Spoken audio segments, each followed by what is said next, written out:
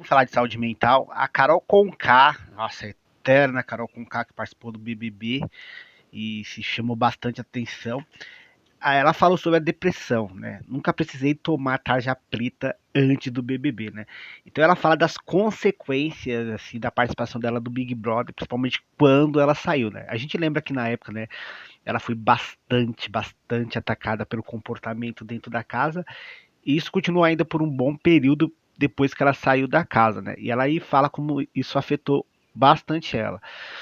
Mas ela falou um pouco sobre essa ideia de depressão, né? Ela falou que aqui ela sempre sentiu uma tristeza muito grande desde a infância, né? E ela acredita que isso tinha a ver com, com o habitat que ela vivia, né? Ela falava que o pai dela era alcoólatra, né?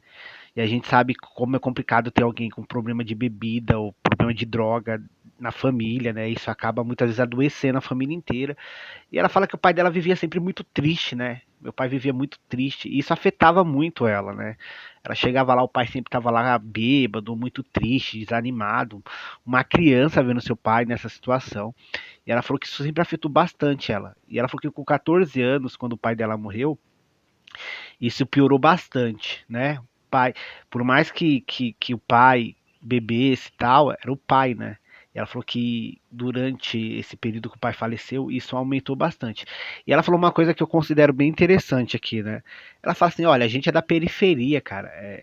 E na periferia, esse negócio de depressão é uma coisa muito distante. As pessoas não querem falar muito sobre isso. Então, assim, quando você tá muito triste, você pensa que é uma coisa passageira, que não é nada além daquilo ali, que no outro dia vai estar melhor, né? E se você for comentar às vezes com alguma pessoa, a pessoa vai falar que não é nada demais, que às vezes quer até frescura, né? E tem muito isso realmente dentro da periferia, né?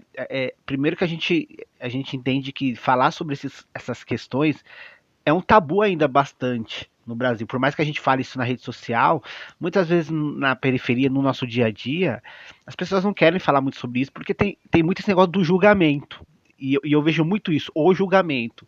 As pessoas sempre falam, muitas vezes falam que é frescura. Então, assim, quando você começa a tentar se abrir para alguém próximo, para alguém que você confia sobre estar com algum problema, né, com uma tristeza, com uma angústia, aí a pessoa olha para você e fala que isso não é nada demais, que isso é frescura, isso te bloqueia na hora. Então você prefere guardar isso para você do que comentar com outra pessoa.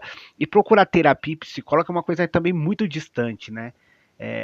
Primeiro porque para você marcar um psicólogo na rede pública sempre tem uma longa jornada. Você tem que primeiro saber o dia que estão tendo as inscrições para marcar vaga, para depois. Então assim, é um período difícil. Você não vai chegar lá no ponto e falar, olha, eu quero falar com um psicólogo. Ah, tá bom, vai lá, passa no psicólogo. Não, tem uma jornada. Você tem que saber o dia certo para ir no posto, para marcar a consulta, para depois eles verem se tem vaga, para depois eles te chamarem. Então, muitas vezes a pessoa primeiro, antes de ir, ela já nem sabe, ela nem tem no pensamento dela que passar no psicólogo seja uma solução, porque isso é um tabu. E quando você vai marcar, ainda tem toda essa dificuldade, e muitas pessoas até desistem. E a Carol Conká, ela falou nesse processo pós-Big Brother, né? Que ela foi bastante atacada, bastante atacada. E ela falou que mesmo no período lá da infância dela com o pai, convivendo com o pai dela, e depois da morte do pai dela, ela sentia essa tristeza, mas ela falou que nunca sentiu uma pressão tão grande como ela sentiu pós-Big Brother, né? Porque assim, na verdade, é, a gente tem essa mania, né? A gente recorta uma, uma, uma, uma situação de uma pessoa e a gente julga que aquele recorte define quem a pessoa é.